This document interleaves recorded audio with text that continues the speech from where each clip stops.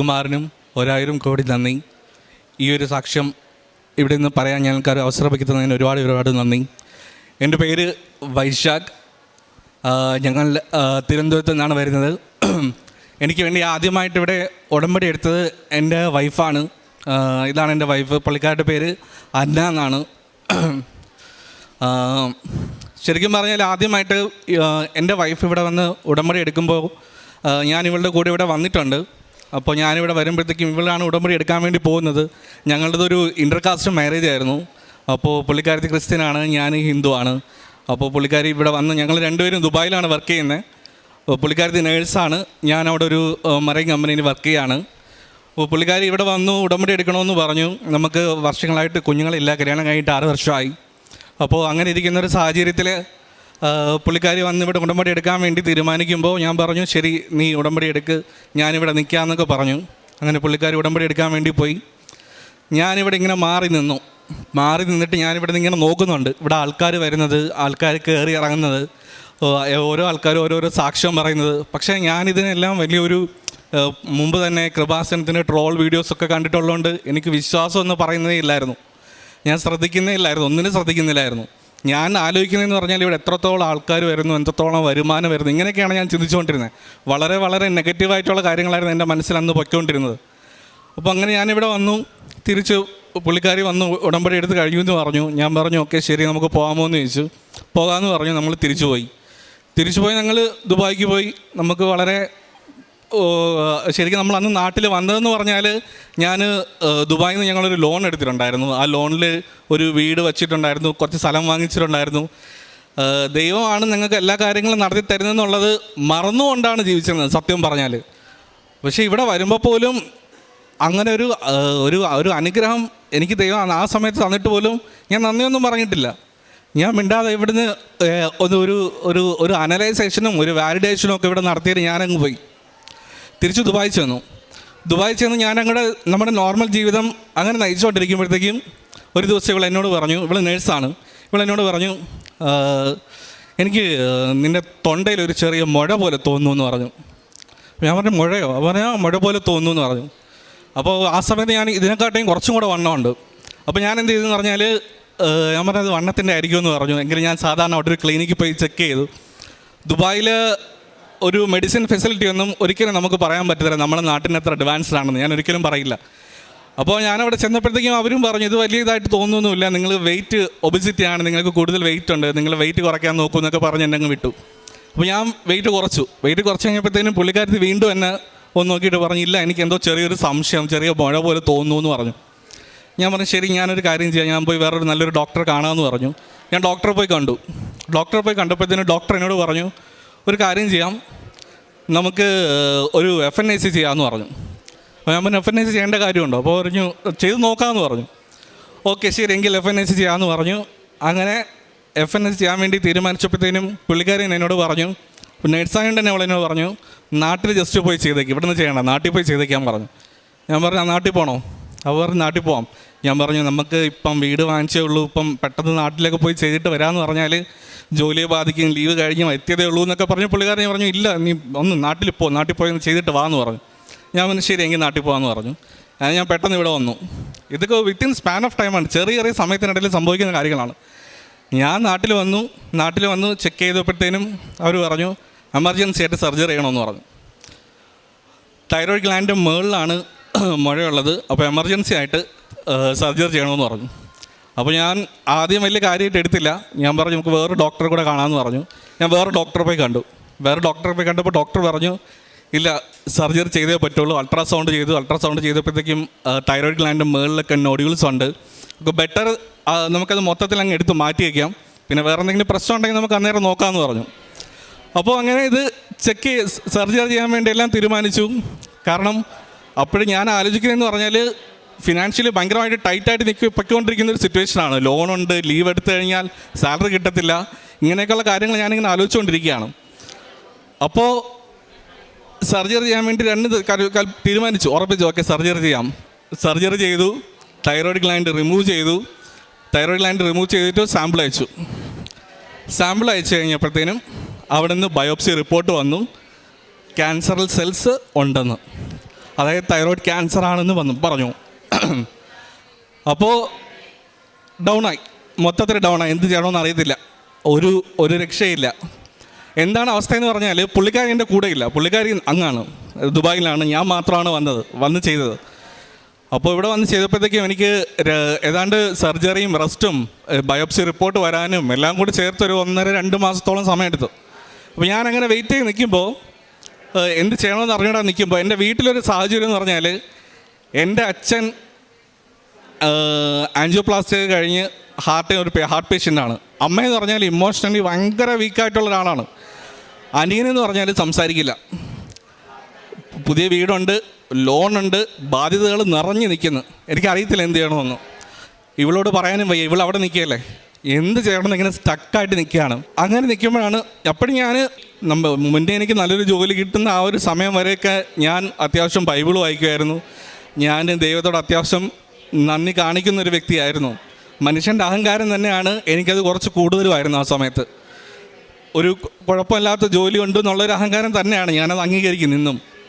ആ ഒരു സാഹചര്യത്തിൽ ഞാൻ ബൈബിൾ വീണ്ടും തുറക്കുമ്പം എനിക്ക് കിട്ടുന്ന വചനം എന്ന് പറഞ്ഞാൽ, അപ്പന് മക്കളോട് കരുണ തോന്നുന്ന പോലെ യഹോവയ്ക്ക് നിന്നോട് കരുണ തോന്നുന്നു. അപ്പോൾ ഞാൻ വീണ്ടും പഴയതുപോലായി. സത്യം പറയാലോ, ഞാൻ പഴയതുപോലായി. ഞാൻ ഇവളത്തെ കാര്യം പറഞ്ഞു തുടങ്ങി. ഇവൾക്ക് ഫുൾ ഡെസ്പായി. ഇവളവിടെ ഒരുമാതിരി ഡിപ്രഷൻ പോലെ ആയി. ഇവളവിടെ, ഞാനിവിടെ, എനിക്ക് എന്ത് പറയണമെന്നറിയത്തില്ല. പുള്ളിക്കാരുടെ വീട്ടിലാണെങ്കിലും അച്ഛനമ്മയും എല്ലാവരും ഏജായിട്ടുള്ള ആൾക്കാരാണ്. പുള്ളിക്കാരുടെ ചേച്ചിയുണ്ട്, പുള്ളിക്കാരുടെ ചേച്ചി പക്ഷേ ഇവിടെ അല്ല, അവരെല്ലാവരും UK-നാണ്. അപ്പം എനിക്ക് അപ്പുറത്തെ സൈഡിലും ഫാദറിനുള്ളവരടുത്തും മദറിനുള്ളവരടുത്തും അങ്ങനെയൊന്നും ആരടുത്തൊന്നും പറയാൻ പറ്റത്തില്ല. എൻ്റെ അനിയൻ്റെ അടുത്ത് പോലും എനിക്ക് കൂടുതൽ ഡിസ്കസ് ചെയ്യാൻ പറ്റത്തില്ല, കാരണം അവനും സംസാരശേഷിയില്ലാത്ത ഒരാളാണ്. മൊത്തത്തിൽ ജീവിതം സ്റ്റക്കാണ്. ആ ഒരു സാഹചര്യത്തിലാണ് ഡോക്ടർ പറയുന്നത്, നമുക്ക് ട്രീറ്റ്മെൻറ്റ് സ്റ്റാർട്ട് ചെയ്യണം. ട്രീറ്റ്മെൻറ്റ് സ്റ്റാർട്ട് ചെയ്യാൻ വേണ്ടി ഇത്രയൊക്കെ വെച്ച് കാശാവും, ഇത്രയൊക്കെയാണ് ഇതിൻ്റെ എമൗണ്ട് ആവാൻ പോകുന്നതെന്ന് പറഞ്ഞു. അപ്പോൾ ഞാൻ എപ്പോഴും ഒരു ബാക്കപ്പ് കൺസിഡർ ചെയ്ത് പോകുന്നതാണ്. ഒരു എമർജൻസി ആയിട്ട് ഒരു ഇതേപോലൊരു മെഡിക്കൽ ആവശ്യം വന്നു കഴിഞ്ഞാൽ എന്ത് ചെയ്യും. അപ്പോൾ കാരണം നമ്മുടേത് ഒരു ഇൻ്റർകാസ്റ്റ് മാരേജ് ആയതുകൊണ്ട് തന്നെ പുള്ളിക്കാരുടെ ഫാമിലി എല്ലാവരും ഞങ്ങളുമായിട്ട് നല്ല സഹകരണത്തിലാണിപ്പോൾ. ആണെങ്കിൽ കൂടെ തന്നെ നാളെ ഒരു സാഹചര്യത്തിൽ എന്നെ ആരെങ്കിലും സപ്പോർട്ട് ചെയ്തില്ലെങ്കിൽ പുള്ളിക്കാരി ഒറ്റയ്ക്കായി പോയി ഞാൻ എന്ത് ചെയ്യും. അപ്പോൾ ഞാൻ എപ്പോഴും നമ്മുടെ കല്യാണം കഴിഞ്ഞ സമയം മുതൽ തന്നെ ഞാൻ ഇങ്ങനെയുള്ള കാര്യങ്ങൾക്ക് വേണ്ടി ഒരു ഇൻഷുറൻസ് എടുത്തിട്ടുണ്ടായിരുന്നു. അപ്പോൾ ഞാൻ അതിലൊന്ന് സ്റ്റിക്ക് ഓൺ ചെയ്ത് നിന്നു. ഓക്കെ, ഇത് വെച്ച് കുഴപ്പമില്ല, ഇതിലെല്ലാം കാര്യങ്ങൾ നടക്കും. അപ്പോൾ എൻ്റെ കയ്യിൽ അന്ന് എനിക്ക് തോന്നുന്നതെന്ന് പറഞ്ഞാൽ ഒരു 1.5 ലക്ഷം രൂപയുടെ കാണും മാക്സിമം. പക്ഷേ ട്രീറ്റ്മെൻറ്റിന് കൂടുതൽ കാശാവും. അവസാനം ഞാൻ കടമൊക്കെ വാങ്ങിച്ചു, അവിടെ ഇവിടെ നിന്നൊക്കെ പൈസയൊക്കെ വാങ്ങിച്ചു. ട്രീറ്റ്മെൻറ്റ് സ്റ്റാർട്ട് ചെയ്തു. ഞാൻ ഐസൊലേഷൻ പോയി. ആരെയും കാണാൻ പറ്റില്ല, ആരോട് സംസാരിക്കാൻ പറ്റില്ല, എൻ്റെ അടുത്ത് വരാൻ ആർക്കും പറ്റത്തില്ല. അപ്പോൾ അങ്ങനെയൊക്കെ ഇരുന്ന് ഞാൻ വീണ്ടും ബൈബിൾ വായിക്കാൻ തുടങ്ങി, കൂടുതൽ സമയം സ്പെൻഡ് ചെയ്യാൻ തുടങ്ങി. ആ രണ്ട് ദിവസം മൊത്തത്തിൽ ഞാൻ ഐസൊലേഷനിലായിരുന്നു. 2 ദിവസവും ഞാൻ മാതാവിനോട് പ്രാർത്ഥിക്കാൻ തുടങ്ങി. മാതാവിനോട് ഒത്തിരിയും പ്രാർത്ഥിച്ചു. ഞാൻ പറഞ്ഞു, മാതാവേ, എൻ്റെ ഫ്രണ്ടിൽ വേറെ ഓപ്ഷൻ ഇല്ല, എനിക്ക് കയറി വന്നേ പറ്റൂ. അങ്ങനെ ഞാൻ ട്രീറ്റ്മെൻറ്റ് കഴിഞ്ഞ് പുറത്തിറങ്ങിയപ്പോൾ ഡോക്ടർ എന്നോട് പറഞ്ഞു, ഇപ്പോൾ കുഴപ്പമില്ല, നമുക്ക് ഫസ്റ്റ് ലെവൽ ട്രീറ്റ്മെൻറ്റ് കഴിഞ്ഞു, ഇനി സെക്കൻഡ് ലെവൽ നമുക്ക് ഇതിൻ്റെ സ്കാനിങ് വരും. പക്ഷേ നോർമൽ ലൈഫ് നിങ്ങൾക്ക് ലീഡ് ചെയ്യാം, നിങ്ങൾക്ക് പോവാം, തിരിച്ച് ദുബായിക്ക് പോവാം, പ്രശ്നമൊന്നുമില്ല എന്ന് പറഞ്ഞു. അപ്പോൾ തിരിച്ച് പോകുന്നതിന് മുന്നേ ഞാൻ ഇവളോട് പറഞ്ഞു, ഇല്ല, എനിക്ക് കൃപാസനം പോകണം, നമുക്ക് കൃപാസനത്തിൽ പോയി ഒന്ന് പ്രാർത്ഥിക്കണം, അതിനുശേഷം നമുക്ക് തിരിച്ച് പോകാമെന്ന് പറഞ്ഞു. അപ്പോൾ എന്നോട് എല്ലാവരും വഴക്ക് പറഞ്ഞു, ഇപ്പോൾ ട്രീറ്റ്മെൻറ്റ് കഴിഞ്ഞ് ഇറങ്ങിയതേ ഉള്ളൂ. കാരണം ഈവൻ ഞാൻ എയർപോർട്ടിൽ പോയാൽ വരെ തൈറോയ്ഡ് പേഷ്യൻസിനൊക്കെ അറിയാൻ പറ്റും, നമ്മൾ റേഡിയേഷൻ എയർപോർട്ടിൽ വരെ നമ്മളെ സ്കാൻ ചെയ്ത് പിടിച്ച് നിർത്തും. അപ്പോൾ അങ്ങനത്തെ ഒരു സിറ്റുവേഷനിൽ ഇപ്പോൾ പെട്ടെന്ന് കൃപാസനത്തിലൊക്കെ പോകുമെന്ന് പറഞ്ഞാൽ അതെങ്ങനെ ശരിയാവും. അപ്പോൾ ഞാൻ പറഞ്ഞു, കുഴപ്പമില്ല, നമുക്ക് പോകാമെന്ന് പറഞ്ഞു. ഓക്കെ, അങ്ങനെ ഞാൻ കുറച്ച് വെയിറ്റ് ചെയ്തു. ഞാൻ ലീവ് കമ്പനിയിൽ എക്സ്ട്രാ ചോദിച്ചു. ഓക്കെ, അവർ കമ്പനി എനിക്ക് സാങ്ഷൻ ചെയ്ത് തന്നു. ഞാൻ വെയിറ്റ് ചെയ്തു, എല്ലാം കംപ്ലീറ്റ്ലി റിക്കവറായതിന് ശേഷം ഞാൻ ഇവിടെ വന്നു ഞാൻ മാതാവിനോട് പ്രാർത്ഥിച്ചു. അപ്പോൾ ഞാൻ പ്രാർത്ഥിക്കുമ്പോൾ ഞാൻ പറഞ്ഞതെന്ന് പറഞ്ഞാൽ, ഞാൻ എത്തുമ്പോൾ ലേറ്റായി, അപ്പോൾ എനിക്ക് ഉടമ്പടി എടുക്കാൻ പറ്റില്ല എന്ന് എനിക്ക് മനസ്സിലായി. അപ്പോൾ ഞാൻ മാതാവിനോട് പറഞ്ഞു, മാതാവ്, എനിക്ക് ഉടമ്പടി എടുക്കാൻ പറ്റില്ല എന്ന് എനിക്കറിയാം, പക്ഷേ ഇനി ഞാൻ അഹങ്കാരിയാവല്ല്, ഇനി ഇനി എനിക്ക് നിത്യതയിൽ ജീവിക്കാൻ പറ്റണം, അടുത്ത തവണ എനിക്ക് വരുമ്പം എൻ്റെ ഉടമ്പടി എടുക്കാൻ യോഗ്യനാക്കി തരണം. ഇത്രയും പറഞ്ഞുകൊണ്ട് ഞാൻ ഇവിടുന്ന് പോയി. പക്ഷേ ഞാൻ അച്ഛൻ്റെ ധ്യാനം കേൾക്കുമായിരുന്നു. എന്തൊക്കെ കാര്യങ്ങളാണ് ചെയ്യേണ്ടത് എല്ലാം ഞാൻ ശ്രദ്ധിച്ച് കേൾക്കുമായിരുന്നു. അങ്ങനെ അവിടെ എത്തിയപ്പോഴത്തേനും അറിയാലോ, ഇവിടുത്തെ ട്രീറ്റ്മെൻറ്റും എല്ലാം കഴിഞ്ഞപ്പോഴത്തേനും ഭയങ്കരമായ സ്റ്റക്ക്, ഫിനാൻഷ്യലി ഭയങ്കര ടൈറ്റ്, ഒരു രക്ഷയില്ല. ഭയങ്കരമായ ആ ഒരു സാഹചര്യത്തിൽ ഞാൻ നിൽക്കുമ്പോഴത്തേക്കും 2024 സ്റ്റാർട്ടിങ് തൊട്ട് ഇതാണ് അവസ്ഥ. ആ ഒരു സാഹചര്യത്തിൽ പൊയ്ക്കൊണ്ടിരിക്കുമ്പോൾ ഞാൻ എന്നെക്കൊണ്ട് ആ സമയത്ത് ചെയ്യാൻ പറ്റുന്നതെന്ന് പറഞ്ഞാൽ പ്രേക്ഷിത പ്രവർത്തനങ്ങൾ കറക്റ്റായിട്ട് ചെയ്യാൻ മാക്സിമം ശ്രമിക്കും. എല്ലാ ശനിയാഴ്ചകളിലും നമ്മൾ ഉപവാസമായിരിക്കും. അപ്പോൾ എനിക്ക് ആ സമയത്ത് കൊളസ്ട്രോളും ഉണ്ട്. ഇവൾ നേഴ്സായത് കാരണം തന്നെ ഇവൾ രാത്രിയൊക്കെ എനിക്ക് സലാഡും കാര്യങ്ങളൊക്കെ തരത്തുള്ളൂ, വേറൊന്നും അങ്ങനെ തരത്തൊന്നുമില്ല. ഡയറ്റുണ്ട്, ഈ ട്രീറ്റ്മെൻറ്റ് ഭാഗത്തായിട്ടുള്ള സെപ്പറേറ്റ് വേറെ ഡയറ്റുണ്ട്. അപ്പോൾ അതെല്ലാം ഫോളോ ചെയ്യും. പക്ഷേ ഫിനാൻഷ്യലി ഞങ്ങൾ ഭയങ്കര ഡയറ്റാണ്. അപ്പോൾ അങ്ങനെ ഇരിക്കുമ്പോൾ പോലും ആ സമയത്താണ് അവിടെ നോമ്പ് നടക്കുന്നത്. അവിടെ നോമ്പിൻ്റെ ആ ഒരു സാഹചര്യം ആയതുകൊണ്ട് തന്നെ ഞാൻ ഇവിടുത്തെ പറഞ്ഞിട്ട് നമ്മളതിലിപ്പം ഒരു ദിറംസ് അല്ലെങ്കിൽ 2 ദിറംസ് ആണെന്നുണ്ടെങ്കിൽ പോലും തന്നെ നമ്മൾ ആർക്കെങ്കിലും എന്തെങ്കിലും, കാരണം ആ സമയത്തൊക്കെ നമുക്ക് ഒത്തിരിയും ആൾക്കാരെ കാണാൻ പറ്റും, വിശന്ന് വലഞ്ഞിരിക്കുന്ന ഒരുപാട് ആൾക്കാരെ കാണാൻ പറ്റും. അപ്പോൾ നമുക്ക് അങ്ങനെയുള്ളവരെ നമുക്ക് സഹായിക്കണം എന്നൊക്കെ ഞാൻ പറഞ്ഞു. ഇവൾ എൻ്റെ കൂടെ തന്നെ നിൽക്കുമായിരുന്നു. അങ്ങനെ ഞാൻ അങ്ങനെ ആ ഒരു സാഹചര്യത്തിൽ തന്നെ ഒരു ദിവസം ഇതുപോലെ ഞാൻ ഡ്യൂട്ടി കഴിഞ്ഞ് വരുമ്പോഴത്തേനും വളരെ ക്ഷീണിച്ച് അവശനായി നിൽക്കുന്ന ഒരാൾ എന്നോട് വന്നിങ്ങനെ ചോദിച്ചു, എനിക്ക് ഭക്ഷണം വാങ്ങിച്ചു തരാമോ എന്ന് എന്നോട് ഇങ്ങനെ ചോദിച്ചു. അപ്പോൾ ഞാൻ നോക്കുമ്പോഴത്തേക്ക് എൻ്റെ 10 ദിറംസേ ഉള്ളൂ, ആകെ 10 ദിറംസേ ഉള്ളൂ. അപ്പോൾ ഞാൻ ഇവിടെ വിളിച്ച് ചോദിച്ചു, എടി നമുക്ക് രാത്രി കഴിക്കാനുണ്ട്. അപ്പോൾ ഇവിടെ എന്നോട് പറഞ്ഞു, നീ ഡയറ്റല്ലേ, അപ്പോൾ സലാഡാണെങ്കിൽ നിനക്ക് ഓക്കെ, എനിക്ക് എന്തെങ്കിലും ലൈറ്റായിട്ട് കാണും, അത് കുഴപ്പമില്ല എന്ന് പറഞ്ഞു. അപ്പോൾ ഞാൻ പറഞ്ഞു ഓക്കെ ശരിയെങ്കിൽ ഞാൻ പുള്ളിക്ക് ഒരു ഭക്ഷണം വാങ്ങിക്കുകയാണെന്ന് പറഞ്ഞു. പുള്ളി ഞാൻ 10 ദിറംസിൻ്റെ ഭക്ഷണം വാങ്ങിച്ചു കൊടുത്തു. പുള്ളി പോയി, ഞാൻ തിരിച്ച് വീട്ടിൽ പോയി. പക്ഷേ ആ പുള്ളി ഭയങ്കരമായിട്ട് സന്തോഷിച്ചു, എന്നെ തലയൊക്കെ വെച്ച് അനുഗ്രഹിക്കുകയൊക്കെ ചെയ്തു. ഓക്കെ എന്നൊക്കെ പറഞ്ഞു. ഞാൻ തിരിച്ച് വീടെത്തി. നമ്മൾ വൈകുന്നേരം സായന പ്രാർത്ഥിച്ചുകൊണ്ടിരിക്കുമ്പോഴത്തേക്കും ഞാൻ മാതാവിനോട് പറഞ്ഞു, മാതാവേ എനിക്ക് ഇന്നിങ്ങനൊരു സഹായം ചെയ്യാൻ പറ്റി, ഒത്തിരി സന്തോഷമുണ്ട്. കൂടുതലും സന്തോഷം എന്ന് പറഞ്ഞാൽ പുള്ളി എൻ്റെ തലയ്ക്ക് വെച്ച് എന്നെ അനുഗ്രഹിച്ച്, അതിലെനിക്ക് ഒത്തിരി സന്തോഷം എന്ന് പറഞ്ഞ് ഞാൻ ഇവളുടെ അടുത്ത് ആ കാര്യമൊക്കെ പറഞ്ഞു. അങ്ങനെ ഞങ്ങൾ കിടക്കാൻ വേണ്ടി ഇരിക്കുമ്പോഴത്തേനും എന്നെ ഓഫീസിൽ നിന്ന് തന്നെ വിളിക്കുകയാണ്. അപ്പോൾ എന്നെ ഓഫീസിൽ തന്നെ വിളിച്ചിട്ട് എന്നോട് ചോദിച്ചു, വൈശാഖേ ഇൻഷുറൻസ് അപ്രൂവ് ആയില്ലേ എന്ന് ചോദിച്ചു. ഞാൻ പറഞ്ഞു ഇല്ല സാർ, ഇൻഷുറൻസ് അപ്രൂവ് ആയില്ല, ഇൻഷുറൻസ് ഇങ്ങനെ ചെറിയൊരു ഇഷ്യൂ പറഞ്ഞു, അവർക്ക് പറ്റത്തില്ല എന്ന് പറഞ്ഞു, ചെയ്യാൻ പറ്റത്തില്ല, ഔട്ട്സൈഡ് UAE ആണ് ചെയ്തുകൊണ്ട് അവർക്ക് അപ്രൂവ് ആവത്തില്ല എന്ന് പറഞ്ഞു. ഓക്കെ ശരി, ഞാനൊരു 10,000 ദിറംസ് എൻ്റെ അക്കൗണ്ടിൽ ഇട്ടിട്ടുണ്ടെന്ന് പറഞ്ഞു. ഞാൻ 10 ദിറംസ് കൊടുത്തപ്പോൾ അത് അവർക്ക് 10,000 ദിറംസ് തന്നു. അങ്ങനെ അവിടെ നിന്ന് തുടങ്ങിയ മാതാവിൻ്റെ അനുഗ്രഹമാണ്. എനിക്ക് ലോൺ ഉണ്ടായിരുന്നു, അവിടെ നിന്ന് തുടങ്ങിയാണ് എൻ്റെ ലോണ് മാതാവ് തീർത്ത് തന്നു. എനിക്ക് നാട്ടിലോട്ട് ഫർദർ ട്രീറ്റ്മെൻറ്റിന് വരണമായിരുന്നു. നാട്ടിലോട്ട് ഞാൻ അവിടെ നിന്ന് സ്റ്റാർട്ട് ചെയ്യുന്നതിന് മുന്നേ ഞാനിങ്ങനെ ആലോചിക്കുകയാണ്, ഞാൻ ഇവിടെ വന്നു കഴിഞ്ഞാൽ കൂടുതൽ ട്രീറ്റ്മെൻറ്റ് ഞാൻ പോയി കഴിഞ്ഞാൽ എനിക്ക് കൂടുതൽ കാശ് വേണ്ടി വരും, അങ്ങനെയാണെങ്കിൽ ഞാൻ ഇവിടെ കുറച്ച് നാൾ എക്സ്ട്രാ നിൽക്കേണ്ടി വരും. അപ്പോൾ ഞാൻ എന്ത് ചെയ്യുന്നൊക്കെ ആലോചിച്ചു. അങ്ങനെ ഞാൻ സ്റ്റക്കായിട്ട് നിൽക്കുമ്പോഴത്തേക്കും ഇൻഷുറൻസ് കമ്പനി തന്നെ വിളിക്കുകയാണ്, നിങ്ങളുടെ ഇൻഷുറൻസിൻ്റെ എമൗണ്ട് അപ്രൂവ് ആയിട്ടുണ്ട്, നിങ്ങൾക്ക് ഫർദർ ട്രീറ്റ്മെൻറ്റ് ഞങ്ങൾ നിങ്ങളെ സപ്പോർട്ട് ചെയ്തോളാം. അപ്പോൾ തന്നെ എൻ്റെ ലോൺ എമൗണ്ടിൻ്റെ നല്ലൊരു ഭൂരിഭാഗം എമൗണ്ടും ഇൻഷുറൻസ് കമ്പനി മൊത്തത്തിൽ ക്ലോസ് ചെയ്തു. അതൊരു വലിയ അനുഗ്രഹം, മാതാവിൻ്റെ വലിയ അനുഗ്രഹം. അത് കഴിഞ്ഞു ട്രീറ്റ്മെൻറ്റിന് വേണ്ടി ഞാനിവിടെ വന്നു. ഇവിടെ വന്നപ്പോഴത്തേക്കും ഞാൻ പറഞ്ഞു, നമുക്ക് 6 മാസം കഴിഞ്ഞപ്പോഴത്തേക്കും ഫസ്റ്റ് സ്കാനിങ് ആണ്. അപ്പോൾ ഞാൻ വൈഫിനോട് പറഞ്ഞു, നമ്മൾ കറക്റ്റായിട്ട് എല്ലാ കാര്യങ്ങളും ചെയ്യുന്നുണ്ട്, നമുക്ക് കൃപാസനം വരെ പോവാം.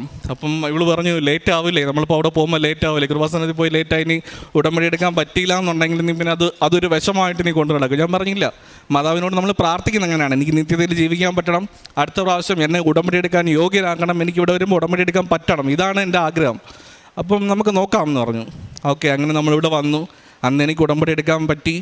എൻ്റെ തൊട്ട് 2 ദിവസം കഴിഞ്ഞപ്പോഴത്തേക്ക് എൻ്റെ സ്കാനിങ് ആണ്, അത് റിപ്പോർട്ട് വരണം. അപ്പോൾ ഞാൻ ഉടമ്പടി എടുത്തു, ഡേറ്റ് ഇട്ടു, 30-ാം തീയതി, ഓഗസ്റ്റ് 30-ാം തീയതിയാണ് ഡേറ്റ് ഇട്ട്.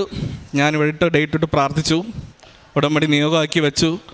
എല്ലാം കഴിഞ്ഞു, സ്കാനിങ്ങിന് പോയി. സ്കാനിങ് കഴിഞ്ഞു, റിപ്പോർട്ട് വന്നു, നെഗറ്റീവ്.